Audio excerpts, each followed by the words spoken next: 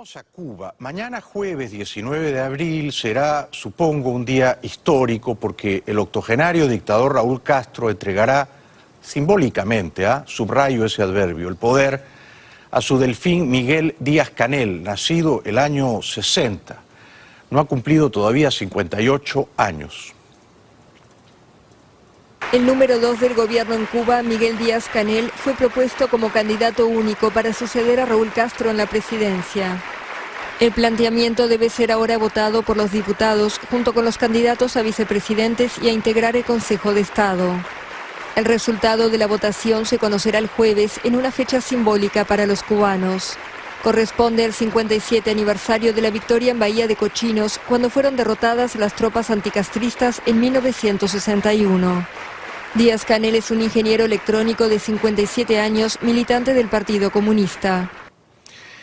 Ese Congreso dócil para aplaudir, manso para adular, es un Congreso, por supuesto, que no admite las disidencias, ¿no? Ninguno de esos individuos que aplaude tan mansamente se permitiría nunca criticar a la dictadura cubana, a la dictadura monarquía-satrapía cubana. Me deja un poco descorazonado escuchar los reportes de la prensa internacional sobre este relevo generacional en Cuba, porque no hay uno solo de estos despachos, y vamos a ver a varios, France Press, Euronews, EFE, no hay uno solo que llame a Raúl Castro dictador, no hay uno solo que llame al gobierno cubano dictadura, o autocracia, si quieren esa sutileza. No, Raúl Castro es el presidente como si lo hubiera elegido el pueblo, como si tuviera esa legitimidad de la que carece. De modo que uno se pregunta, pero ¿por qué la prensa internacional es tan benévola, ¿no? Aún ahora, casi 60 años después, con una dictadura cruel como la cubana. Raúl Castro se convirtió en la última década en el guardián del legado socialista de su hermano Fidel en Cuba. Luego de la revolución, el menor de los 7 hermanos Castro-Ruz tuvo a cargo estructurar sus 2 pilares institucionales, el Partido Comunista y las Fuerzas Armadas Revolucionarias. Durante 50 años fue ministro de Defensa, transformando un ejército de rebeldes idealistas en un eficiente aparato militar que se convirtió en sostén de la economía, controlando actividades productivas. Al asumir la presidencia en 2008, empezó a modificar lentamente el modelo. Dio apertura a inversiones extranjeras, a negocios privados y a la compra y venta de inmuebles. También permitió los viajes de cubanos al exterior. Me permito criticar a la señorita reportera de France Press, que por cierto es una agencia pública que pagan los contribuyentes franceses, ¿no? ¿De verdad podemos decir que Raúl Castro ha sido el guardián del legado socialista en Cuba? ¿Hay un legado socialista en Cuba? ¿Hay socialismo en Cuba? Yo digo que no. Yo digo que Raúl Castro es el heredero de una dictadura cruel, genocida, que tiene las manos manchadas de sangre. No veo ahí yo un legado socialista, ni veo tampoco que Castro haya convertido al ejército en un eficiente aparato militar. Es decir, demasiados elogios, demasiadas palabras almibaradas, azucaradas, para una dictadura que no merece ese trato tan complaciente, me parece a mí, de la prensa francesa, que continúa el relato así. A finales de 2014 sacudió al mundo al anunciar el restablecimiento de relaciones diplomáticas con Washington, rotas por más de medio siglo. En 2016 recibió a Barack Obama y ayudó a firmar la paz con la guerrilla FARC en Colombia. Un año más tarde ratificó un plan para continuar actualizando el modelo económico y cambiar todo lo que deba ser cambiado. Pero aunque excarceló a decenas de opositores por mediación de la Iglesia Católica, bajo su mandato se multiplicaron los arrestos temporales y el enjuiciamiento de disidentes por delitos comunes, según la oposición. Aunque deja el poder, mantendrá hasta 2021 el liderazgo del Partido Comunista de Cuba, que traza las orientaciones políticas y económicas del país. Yo estoy escandalizado con este reportaje y van a venir otros aún peores, francamente, porque presenta esto no es un perfil de Raúl Castro, esto es una apología del dictador, ¿no? Rompió el hielo con Obama, firmó la paz con Santos y con la FARC, excarceló opositor. Falta poco para que pidan que le den el Premio Nobel de la Paz. Es un dictador sanguinario, lo fue siempre.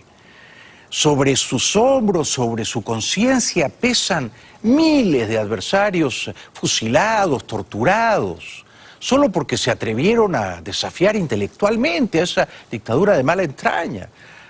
No hay derecho que Franz Press tergiverse las cosas de esta manera, ¿no? Y elogie entre líneas al dictador. No hay derecho, digo yo. Además, y esto no lo dice el reportaje, a poco de hacer las paces con Obama, la dictadura cubana dejó casi sordos a 30 diplomáticos de Estados Unidos y a un puñado de diplomáticos de Canadá, y esto no lo cuentan. Y esto no se quedaron sordos porque tuvieron mala suerte, porque les cayó un rayo encima.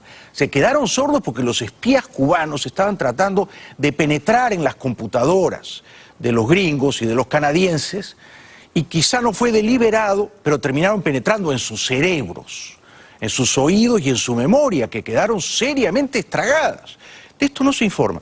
F, que también se contiene con mucho pudor y no llama al dictador por su nombre, dictador, que si fuera Pinochet, si fuera Videla, si fuera Somoza, si fuera Stroessner, si fuera Fujimori, hay que ver las cosas que le dirían. Es decir, con las dictaduras de derecha, allí estos chicos no se inhiben, ¿no?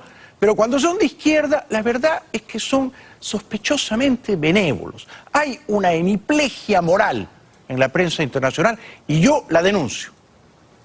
Este día histórico en Cuba inicia con una sesión parlamentaria de 2 días donde se concretará la salida de Raúl Castro de la presidencia del país y en la que se designará su sucesor con el primer vicepresidente Miguel Díaz-Canel como principal favorito.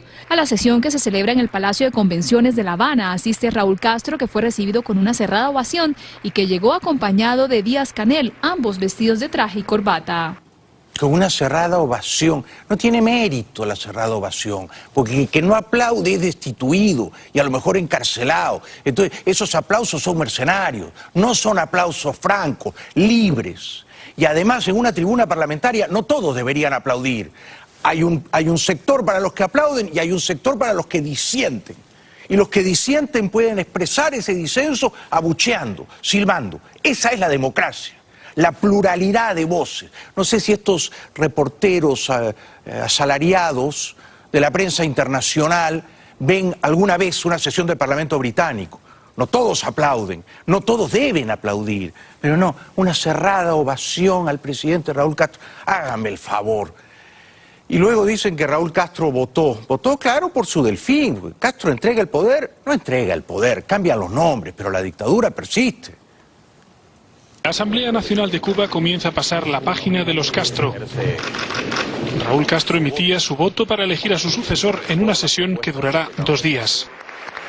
Tras 6 décadas de poder de los que hicieron la revolución contra Batista, ahora llega el relevo de la siguiente generación. El jueves por la mañana los cubanos conocerán el nombre del nuevo presidente, que con casi total seguridad será el vicepresidente primero, Miguel Díaz-Canel. Díaz-Canel es considerado una apuesta segura para el continuismo en el Partido Comunista de Cuba, sobre el que los compañeros de Castro aún tienen ascendiente. Muchos jóvenes cubanos quieren cambios más profundos y rápidos y esperan que el nuevo liderazgo lleve a cabo más reformas económicas, eliminando restricciones en el sector privado y generando oportunidades de futuro. Muchos jóvenes cubanos quieren cambios profundos y rápidos, dice este locutor. No, señor.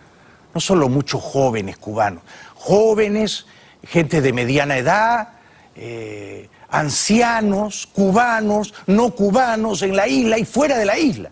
Pero no es que queremos cambios profundos, lo que queremos es libertad. No cambios cosméticos, maquillaje, sale una figurita y entra otra, pero todo sigue igual. Lo que está en juego aquí es la libertad, los derechos humanos. Esto no dicen ni pío todos estos reporteros de la prensa internacional. Luego presentan una encuesta. ¿Habrá una opinión contra Raúl Castro? ¿Habrá una contra Díaz-Canel? Fíjense. Reúne todas las cualidades para representarnos a nosotros como presidente y nuestros intereses sociales y políticos. Fue muy visionario, porque bueno, apoyarme Junge ahora es casi ya como una obligación, ¿no?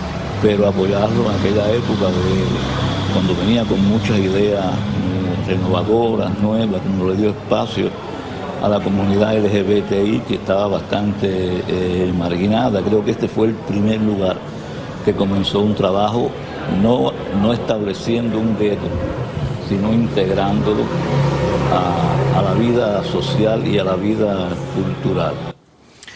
¿Y de qué sirve, con todo respeto, querido señor, que en teoría le den ciertos derechos como gay, si le confiscan, le secuestran sus derechos como ciudadano? Si usted no puede elegir gobierno, elegir parlamento, elegir un periódico opositor, ¿de qué le sirve ser gay libre si es un súbdito de la dictadura? Al final del día, usted sigue enjaulado. Sí, le permiten acostarse con su pareja, pero dentro de una jaula, porque usted no es un ciudadano libre. Y este reportaje además lo hace Telam. Telam es una agencia pagada por el Estado argentino. El señor Macri ve estos reportajes. El presidente argentino aprueba que con el dinero público de sus ciudadanos se financien reportajes a favor de la dictadura castrista, porque ni uno solo de los encuestados habla mal de Díaz-Canel. Una vez me recuerdo una anécdota que le dije: ven acá, chico, ¿cómo es posible que ya un tongón de gente tiene televisor a color?